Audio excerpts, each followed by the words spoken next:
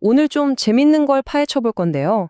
19세기에 나온 글인데 여기서 던지는 질문이 와, 정말 놀랍도록 오늘날 우리 얘기 같아요. 인간의 가장 큰 결점이 과연 뭘까 하는 건데요. 아마 여러분이 생각하는 거랑은 좀 다를 거예요. 바로 한번 들어가 보죠.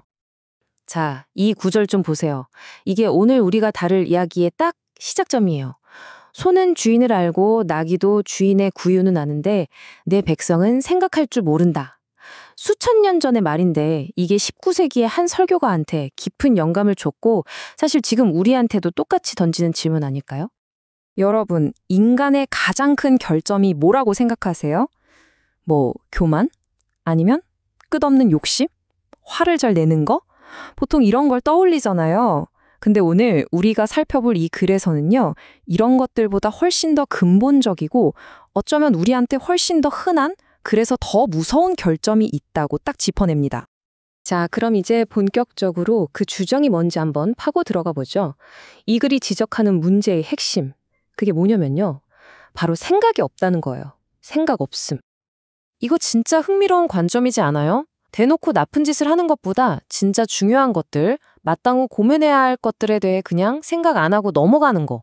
바로 그 무관심, 생각 없음, 이 가장 큰 문제라고 콕 짚는 거예요. 이 글의 저자는 이렇게 말해요.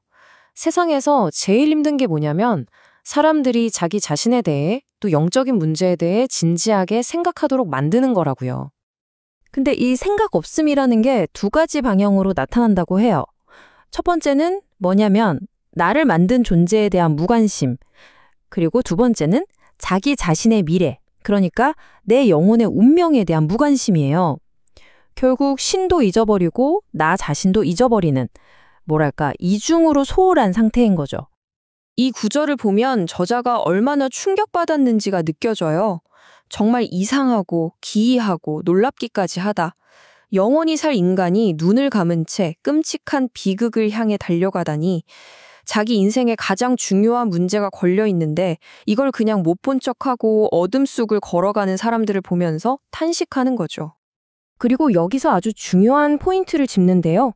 깊이 생각하고 고민하는 과정이 없으면 겉으로 하는 행동들은 다 소용없다는 거예요. 예를 들어 성직자한테 돈을 낸다거나 예배에 꼬박꼬박 참석한다거나 의식을 치르고 자선을 베풀고 이런 것들 말이죠.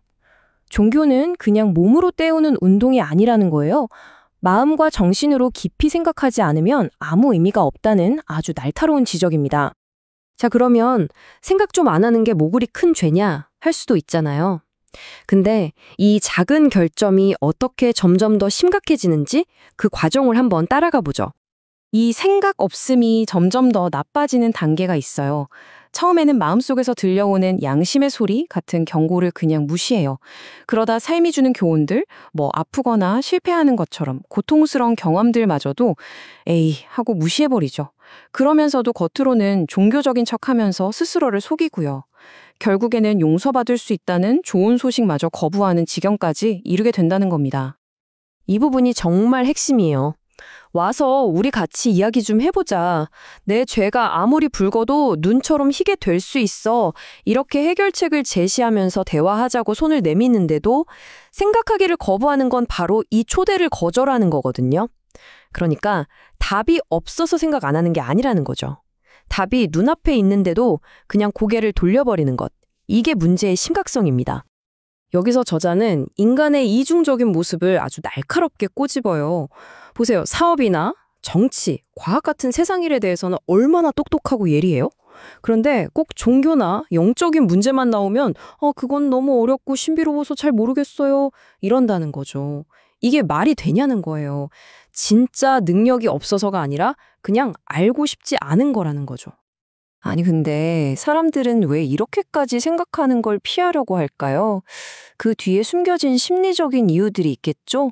이 글에서 제시하는 원인들을 한번 들여다보죠. 원인이 참 여러 가지인데요. 첫째는 그냥 삶이 너무 가벼운 거예요. 진지한 고민 없이 이리저리 휙휙 날아다니는 거죠. 둘째는 우리 모두 잘하는 거, 미루기. 나중에 생각해야지 하는 거요. 또 어떤 사람들은 에이, 그런 건 비현실적인 얘기야 하면서 무시해버리기도 하고 아니면 과거의 안 좋은 경험 때문에 생긴 편견 때문에 아예 마음의 문을 닫아버리기도 합니다. 하지만 이 모든 원인들 중에 가장 강력한 원인을 설명하기 위해 저자는 이런 비유를 들어요. 어리석은 타조는 모래의 머리를 받고는 자기가 안전하다고 생각한다. 많은 사람들이 바로 이런 식으로 산다. 정말 강렬한 비유죠. 이게 바로 의도적 무지라는 개념인데요. 불편한 진실을 일부러 피하는 거예요. 예를 들면 사업이 망해가는 사람이 장부 보는 게 두려워서 아예 장부를 안 써버리는 것처럼요. 왜냐하면 장부가 자기한테 안 좋은 소리를 할 게 뻔하니까요. 마찬가지로 내 영혼의 상태가 엉망이라는 걸 마주하기 싫어서 아예 그쪽으로는 생각의 스위치를 꺼버리는 거죠. 자, 그럼 이제 마지막으로 넘어가서 이렇게 실각한 문제를 제기했으면 해결책도 있어야겠죠? 이 글이 제시하는 해결책은 놀라울 정도로 간단하고 명쾌합니다. 한번 보시죠. 이 설교는요, 결론 부분에서 무슨 복잡한 교리를 늘어놓는 게 아니에요. 그냥 우리 같이 논리적으로 한번 생각해 봅시다 라는 아주 단순한 초대를 할 뿐입니다. 중요한 건 뭐냐면 이 해결책은 누구에게나 열려 있다는 거예요. 잠시 멈춰서 생각할 마음만 있다면요. 무슨 특별한 자격이 필요한 게 아니라는 거죠. 그래서 그 생각의 과정이 뭐냐? 4단계로 딱 정리해서 보여줘요.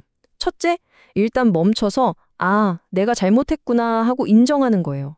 둘째, 내 잘못에는 대가가 따른다는 걸 받아들이는 거죠. 셋째, 그 대가를 그리스도가 대신 치렀다는 해결책이 있다는 걸 이해하는 겁니다. 그리고 마지막 넷째, 그 해결책을 믿음으로 내 것으로 받아들이는 선택을 하는 거죠. 아주 논리적이죠? 그러면서 이렇게 덧붙여요. 그를 믿으십시오. 이게 그렇게 힘든 요구는 아니지 않습니까? 그러니까 무슨 대단한 고행을 하라는 게 아니라 그냥 믿어보라는 거예요. 그 마음의 결정 하나를 요구하는 거죠. 결국 이 생각하기의 끝에 있는 건 두려움이나 죄책감이 아니라고 말해요. 오히려 그 결과는 강같이 흐르는 평화라는 거죠. 그러니까 깊이 생각하는 건 나를 벌주기 위한 과정이 아니라 진짜 평화를 찾기 위한 여정이라는 희망적인 메시지로 끝을 맺습니다. 자, 이렇게 19세기의 한 글을 쭉 따라와 봤는데요. 이게 결국 오늘날 우리에게 정말 강력한 질문을 던지는 것 같아요. 온갖 알림에 정보에 정신없이 살아가는 이 시대에 잠시 모든 걸 멈추고 정말 중요한 것에 대해 깊이 생각하는 것. 과연 그 가치는 뭘까요? 이 질문을 여러분께 던지면서 오늘 이야기는 여기서 마치겠습니다.